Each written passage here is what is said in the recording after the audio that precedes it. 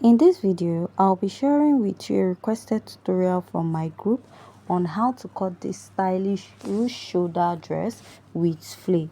So if this is something you like, please don't forget to hit on the subscribe button. So let's dive right into today's video.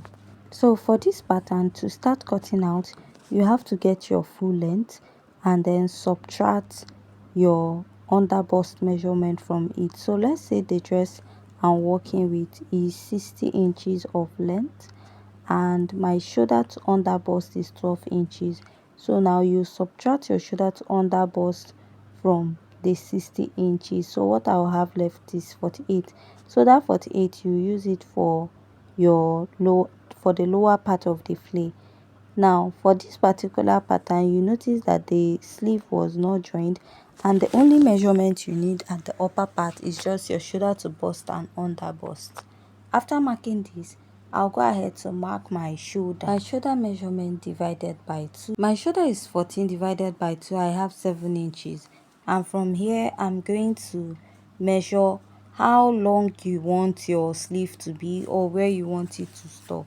Now, from this point, you now mark your shoulder slant or shoulder slope of 1 inch. That is where you're going to connect it from that point all the way to the neckline area of your pattern. After this, I'll go ahead to measure my basic neckline of 3 inches and come down about 1.5 or 2 inches after the bust line. Now I'll go ahead to connect this, and after I'm done connecting this, I'll go ahead to mark my under bust circumference divided by 4. Add just 1 inch for your sewing allowance. You don't need much sewing allowance for this. So from here, I'll just go up by ½ inch and create a curve. So depending on how wide you want the sleeve to be, you go down and then connect it to your under bust. I'll go ahead to outline all this pattern.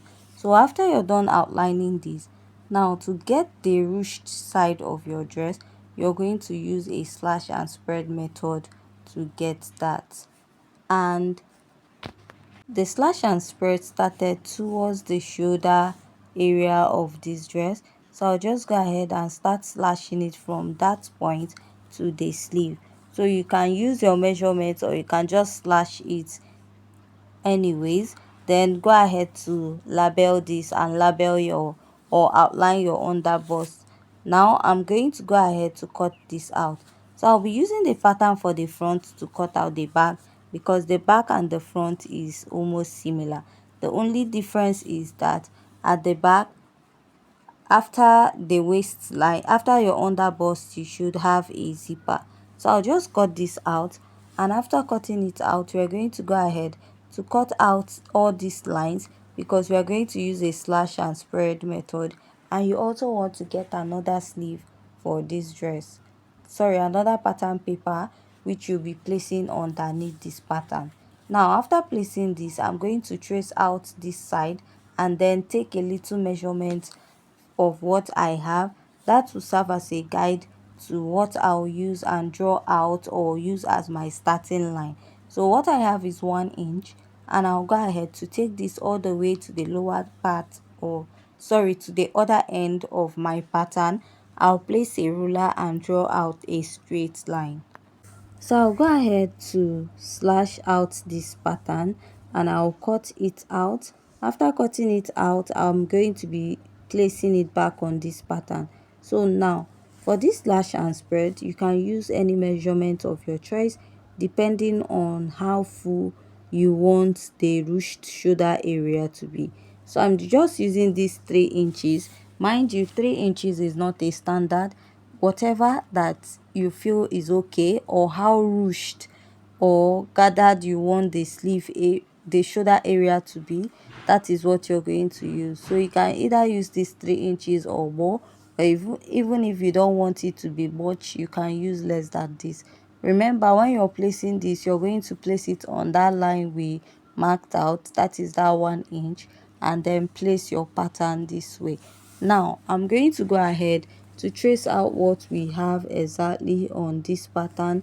Follow the slanted effect we have at the shoulder, and I'll also go ahead to trace out the rest of the pattern and also the lower part. So this is what we have. So by the time you add an elastic from the shoulder to this part, you have that ruched effect at the sleeve area. Now to cut out the back, you can just contour this part, slant it out a bit, and you're going to cut it out. This is also what you use for the back because the back is open. So now going to the lower part, you're going to cut it in flay. You can use a 180-degree flay or you can use a 360-degree flay, depending on how full you want it to be. If you're using a 360-degree flay, you're going to fold your pattern into 4 this way, and whatever you have on the waistline first, because this dress has a pocket at the side. Now my waist is 28. What I'll do is I'll divide my waist measurement by 2, which is 14. So that 14, I'll be cutting the front side separately and the back side separately. For the front side, I'll add 1 inch to my measurement, which will now make it 15. So I'll divide that 15 by 4 inches, and what I have is 3.75. I'll draw out a rough curve that is about 3.75 with my tape this way, and I will connect. After I'm done connecting on this part, I'll go ahead to take the measurement I have from that point to where I have the circle. So that measurement I have at that point, I'll go ahead to take it round. That is, measure from the tip of your pattern to where the semicircle stops, and you now take it round. After marking that, go ahead to now place your tape and take your measurement. That is the remaining length of our dress.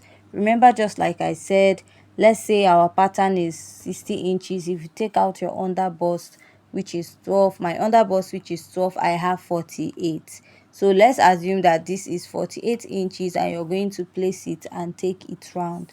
So after you're done marking it, you're going to go ahead to cut it out this way, and you have like a full circle. All you have to do is to cut it open on one side. Now after cutting with this method, for the back pattern, you're also going to use the same method. So when you're cutting the back pattern also, instead of only adding 1 inch to it, you're going to add extra 2 inches to it because of the zipper allowance. The 1 inch you added is for sewing, and you will add another extra 1 inch for the zipper allowance on both sides.